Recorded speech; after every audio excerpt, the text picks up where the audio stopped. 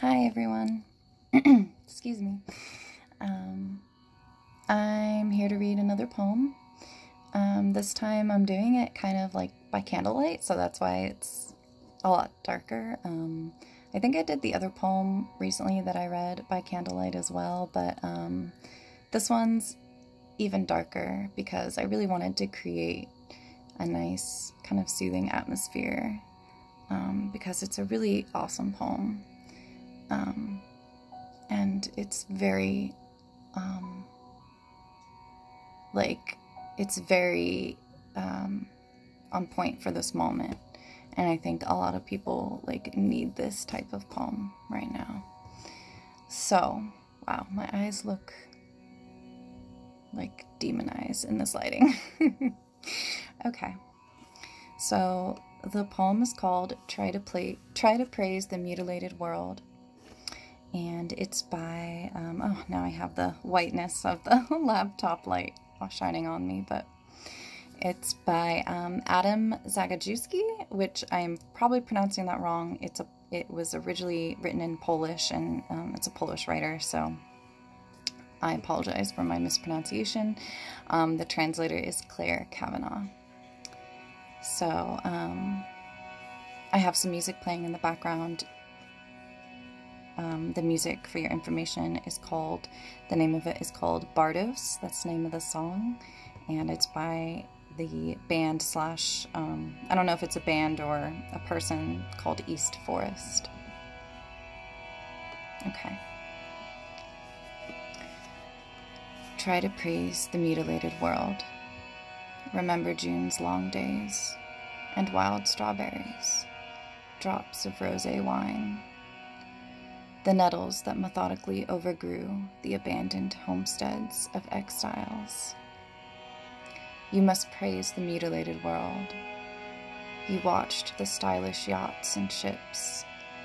One of them had a long trip ahead of it, while salty oblivion awaited others. You've seen the refugees going nowhere. You've heard the executioners sing joyfully. You should praise the mutilated world. Remember the moments when we were together, in a white room and the curtain fluttered. Return in thought to the concert where music flared.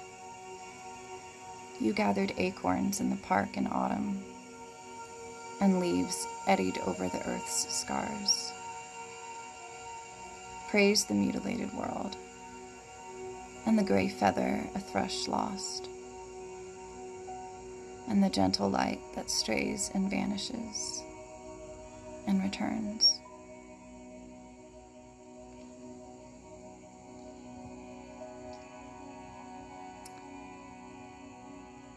I almost don't want to even expound on that anymore,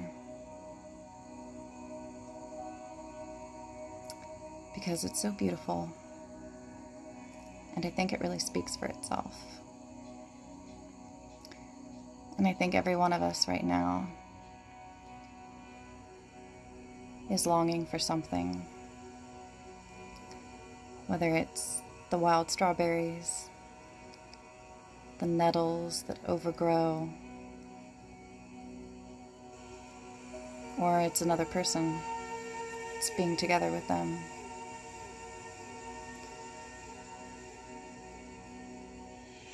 It's a very bittersweet poem, too.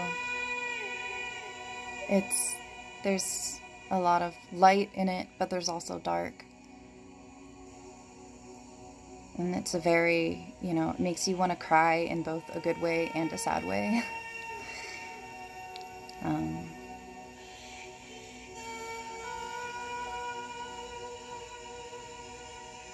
Thrush is such a beautiful word. I've been seeing it come up in poems a lot lately. Makes a lot of sense. Nettle is also a really beautiful word. Nettle. Reminds me of when I was at my aunt and uncle's house once in December, And my little cousins were there, so I went with, maybe it was my dad and my sister or something like that, and we went to go visit them and say hello.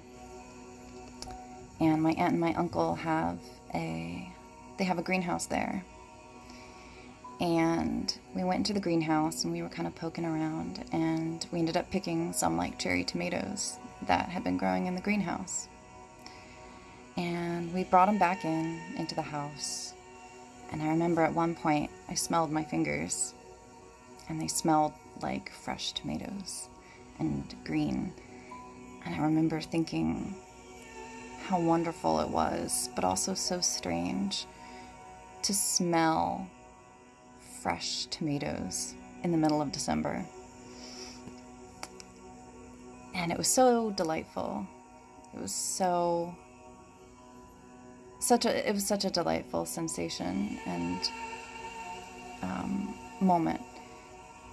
And I'll always remember it just because of how sensory it was and how beautiful it was, and how it was also just something that struck me as being so out of place, and how, like, if I had picked cherry tomatoes in the summer, I might not have noticed the smell on my fingers, or I might have noticed it but been like, oh yeah, well, I just picked cherry tomatoes, that's why my hands smell like fresh tomatoes.